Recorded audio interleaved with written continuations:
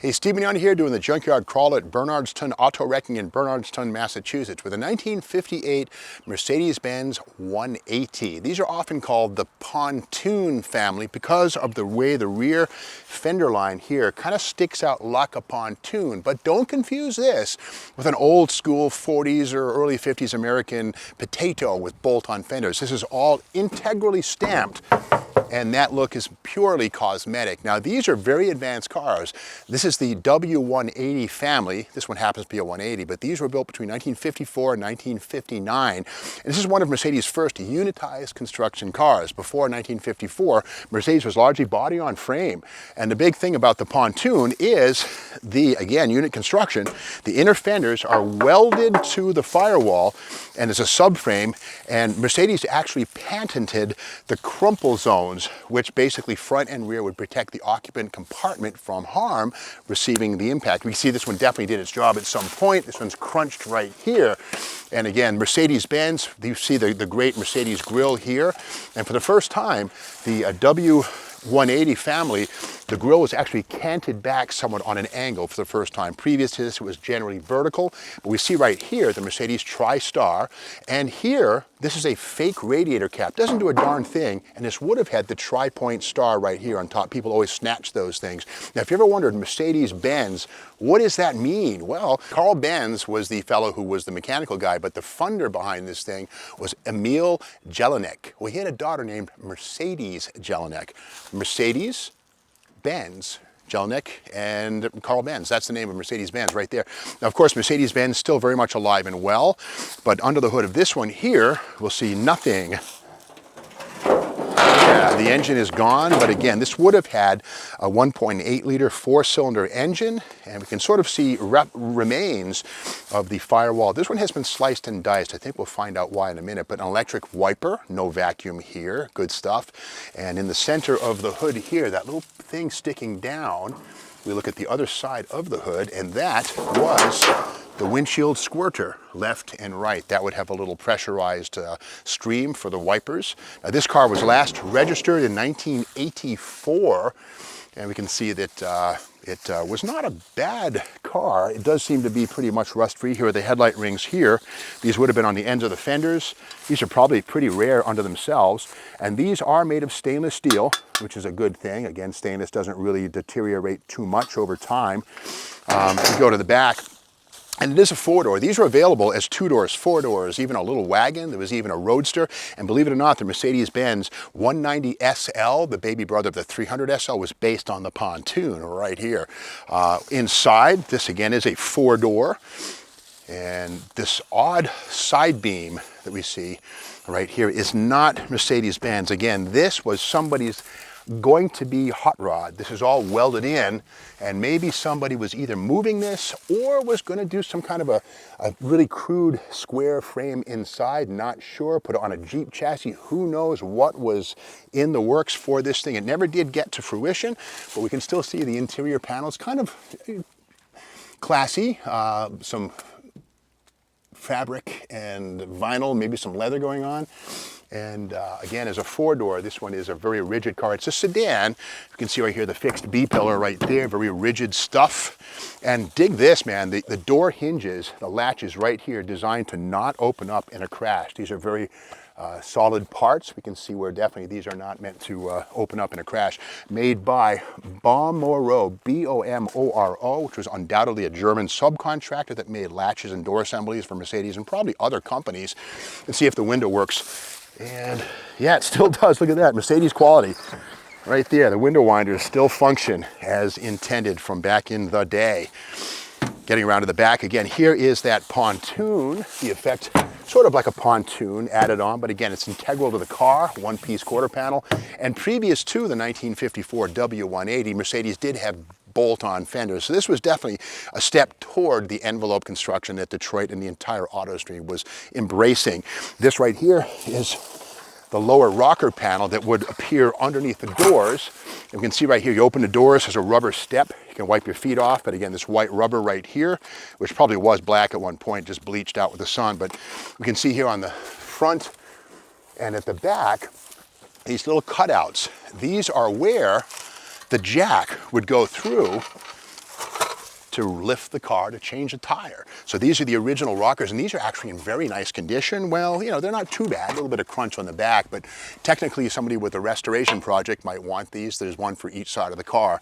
So again, the little rocker panels, but again, unit construction, not body on frame. And here's one of the original hubcaps with the Mercedes TriStar.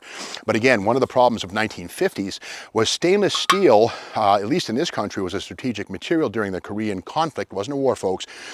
So this, like Mercedes, used a steel hubcap with a chrome plating. The only problem with this stuff is that it peels off, you know. Now, of course, Mercedes was not involved in the Korean, but there's the copper underplate. See that sort of coppery color right there? That's how you do chrome plating. You copper plate it first, and then you chrome plate it, at least if you're doing it right.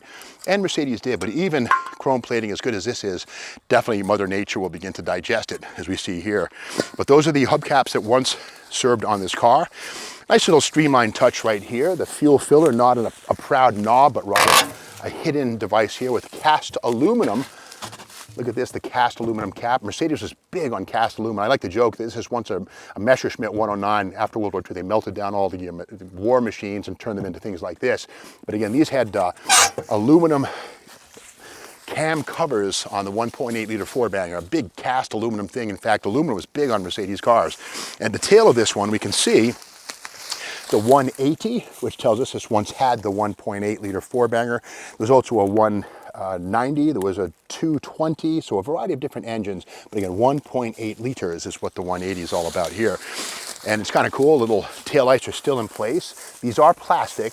Mercedes had moved from glass to plastic, but the little reflectors here stand alone, kind of a cool little deal. Pretty rugged reflectors there, perhaps for the United States market, not sure. And in the trunk, what do we have? Okay, yeah, signs of the original shiny black right here in effect. And again, the underside of the trunk is always the most protected area on any car, but we'll get this out of the way. We can see right here, once again, unitized construction. The trunk walls are part of the inner structure, the floor, to make the tub very stiff, the inside of the car. And again, this is a crumple zone back here. And Mercedes-Benz, I think 1952, patented crash and crumple zones on passenger cars. And here they are in effect here. Now this here is something kind of neat. I collect all kinds of literature, as we all know. This is an SAE journal, the Society of Automotive Engineers, the SAE. This one was originally sent to the library of the Engineering Division of Boeing Aircraft in Seattle back in May of '57, copy number 4. They got a handful of these things. But inside this, the beauty of these things, the SAE journals, is these are an insider's guide. This is not Hot Rod or Motor Trend. These are actually insider publications for people in the auto and aircraft industries, and they're kind of cool. But in here, big news for 1957 shows right here, the merger on the left-hand side. It shows the Daimler crest, and of course our Curtiss-Wright crest at the bottom, or in the middle, and then of course Studebaker-Packard at the bottom. Yep, the three of these things merged. Now sales, we can see Studebaker-Packard, $303 million, and of course Curtiss-Wright, $571 million, the strongest of the bunch, and of course Mercedes or Daimler, $392. And on the right-hand side, the merger of the three, and it says here, these three companies, Daimler-Benz, Curtiss-Wright, Studebaker-Packard, employing 107,000 people with sales, love the wind, with sales in 1956 totaling $1,266 million, announced the signing of agreements providing for fully integrated program of engineering, production, sales, and service of automotive vehicles. And it says here, Studebaker-Packard Corporation, in signing the agreements, will now make available to its dealers a full line of domestic and imported sports cars, convertibles, sedans, and station wagons, ranging in price from under $2,000 up to $13,000. Mercedes-Benz cars and distinctive Mercedes-Benz features such as the fine coachwork, swing axles, and transmissions will be exclusive to Studebaker-Packard. Here it is right here. Now this merger only lasted 57 through 63, but Daimler merged with Chrysler in 1998 through 2007, the infamous merger of equals that brought us rear-wheel drive. But again, here we have it, Studebaker and Packard. If you wanted a Mercedes-Benz, you went to a Studebaker or Packard dealer. Now the thing is, in 1963, when Studebaker decided to stop building cars, what happened? Well, Mercedes bought itself out of that deal, and that was the beginning of Mercedes of America, which has grown from strength to strength since. And it's kind of fun to play model cars. And this is actually a vintage model kit, which looks like a pontoon Mercedes. This is from ITC, which is the hobby division of Ideal Toy Corporation. If you're you know, all kinds of toys are made by Ideal But this is our model division, and let's see what we have inside the box. And it's kind of cool, little illustration. Looks like a pontoon, and it's a little four-door, kind of like the car we're looking at here. And it says motorized. Let's find out what we're looking at with this one here.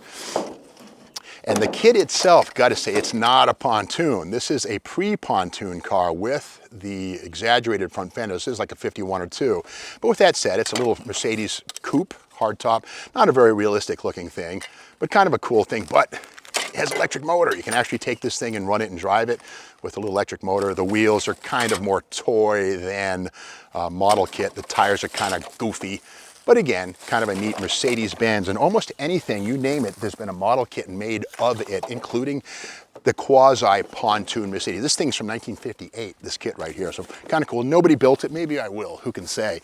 But here's the deal, the price on this thing new was a total of $3,240, which is $1,000 more than a Ford Fairlane, and only $250 more would have bought you a 58 Corvette. So people who bought Mercedes-Benz then and now pay a little more for a perceived extra quality, and in this case it was a more quality car. But with something like 58 horsepower coming out of that 1.8 liter four-banger, this was not going to compete in the Detroit horsepower races of the 1950s. But with that said, these were very popular cars all over the globe, and these were built in many countries, not just Germany, and these were huge with taxi companies. And keep in mind, the 190 SL, the little roadster and coupe that makes all that money at Barrett-Jackson and other auctions, the bones are one of these things right here, right down to the swing axle in the back, 13-inch wheels, aluminum drums.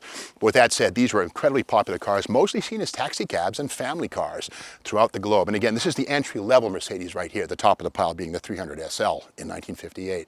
But that's the story of the Mercedes Pontoon, the W180 family, Mercedes' first mass-produced unit construction car in the post-war era. And again, $3,240 would have bought this. What would you have bought, this or a Ford Fairlane, and saved $1,000? That's your decision. But if you like this video, be sure to tell your friends, give us a like, and ring the bell so that you're aware of the next video, which happens tomorrow morning.